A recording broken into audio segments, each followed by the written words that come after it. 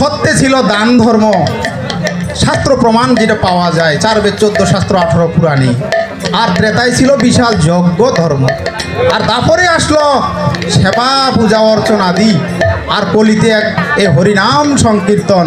কিন্তু যেহেতু ওনারা বলেছেন সত্য যুগে দান, প্রথমেও বলেছেন এবারও বলেছেন সত্য যুগে দান, তার মানে দান ধর্ম আছে।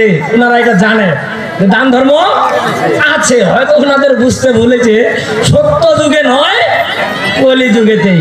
এই জন্য গরুর পুরাণে বলা আছে আমাদের এখানে, আমাদের সুস্পষ্ট ভাবে লেখা আছে যে কলিযুগে দান ধর্ম শ্রেষ্ঠ। 4টা যুগের 4টা ধর্ম, তো 4টা নির্দিষ্ট ধর্ম কিন্তু আমাদের রয়েছে। এই গরুর পুরাণে ভগবান শ্রীকৃষ্ণ বলতেছে, কে বলতেছে? ভগবান শ্রীকৃষ্ণ। সত্য যুগে তপস্যা, ত্রেতা যুগে জ্ঞান, দ্বাপর যুগে যজ্ঞ এবং কলি যুগে দানই মাত্র ধর্ম। কলি যুগে দানই মাত্র ধর্ম। এখানে কিন্তু ধর্ম কথাটা উল্লেখ করা আছে এবং স্বয়ং ভগবান শ্রীকৃষ্ণ এই কথাটা বলতেছে।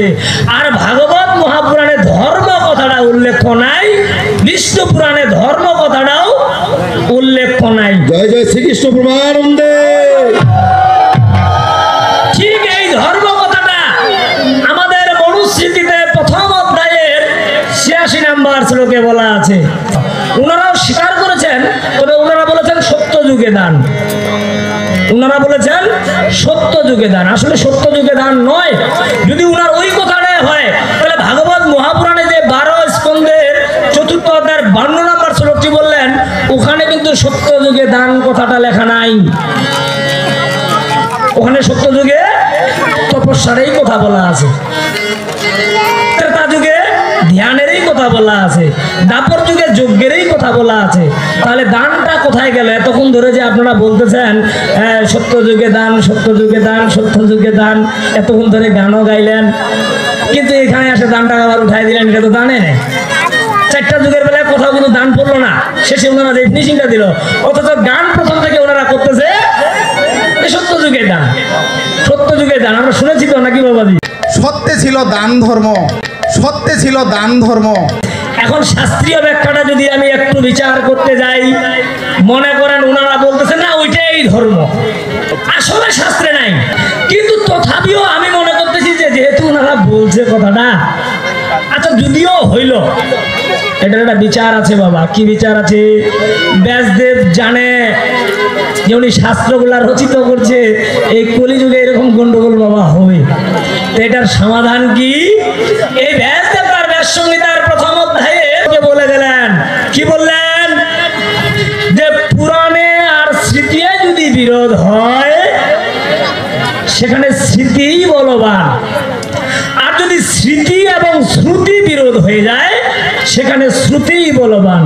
অর্থাৎ পুরাণে আর আমাদের মনুসংহিতা হোক, মানে 20খানা সংহিতার মধ্যে এই পুরাণে আর 20খানা সংহিতায় যদি গোলযোগ লাগে যায়, পুরাণ যদি বলে এটা করা যাবে, স্মৃতি যদি বলে এটা করা যাবে না, তাহলে স্মৃতির কথাটাই গ্রান্টেড, ওখানে পুরাণের কথা আর চলবে না।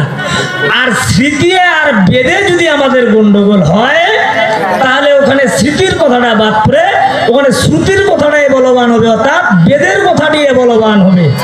জজ কোর্ট যদি রায় দেয়, হাইকোর্ট ওটাকে নির্দোষী দিতে পারে, পারে কিনা বাবা? আমাকে যদি জজ কোর্ট যাবজ্জীবন কারাদণ্ড দেয়, তো হাইকোর্ট ইচ্ছা করলে আমাকে নির্দোষী খালাস দিতে পারে, তাতে জজ কোর্টের কোনো কিচ্ছু করার নাই। আবার হাইকোর্ট যদি আমাকে যাবজ্জীবন দেয়, তবে সুপ্রিম কোর্ট ইচ্ছা করলে আমাকে নির্দোষী দিতে পারে। এই সুপ্রিম কোর্ট যে নির্দেশটা দিবে, এটা হাইকোর্ট এবং জজ কোর্ট দুটাকেই মানতে বাধ্য। ঠিক আমাদের শাস্ত্রীয় গুলার মধ্যেও একই ঘটনা। পুরাণ হইল আমাদের জজ কোর্ট, স্মৃতি হইল আমাদের হাইকোর্ট, আর শ্রুতি যেটা বেদ সেটা হলো সুপ্রিম কোর্ট। উনার কাছে সুপ্রিম পাওয়ার, উনি যেটা বলবে এটাকে খণ্ডানোর আর কোনো প্রকার বুদ্ধি নাই। তাহলে উনার যদি 2টা পুরাণের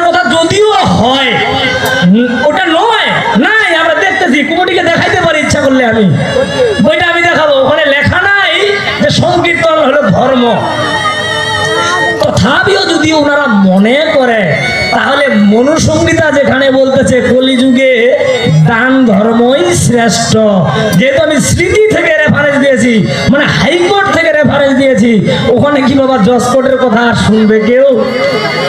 পুরাণ হলো জজ কোর্ট, ভাগবত মহাপুরাণে হোক আর বিষ্ণু পুরাণে হোক, এটা আমার কথা নয়, এটা যতগুলো শাস্ত্র রচিত করেছেন স্বয়ং ব্যাসদেব। এই ব্যাসদেব তার ব্যাস সংহিতার প্রথম অধ্যায়ের 4 নম্বর শ্লোকে বলেছেন, এবং বহু জায়গায় বলা আছে কলিযুগে আমাদের দান ধর্ম।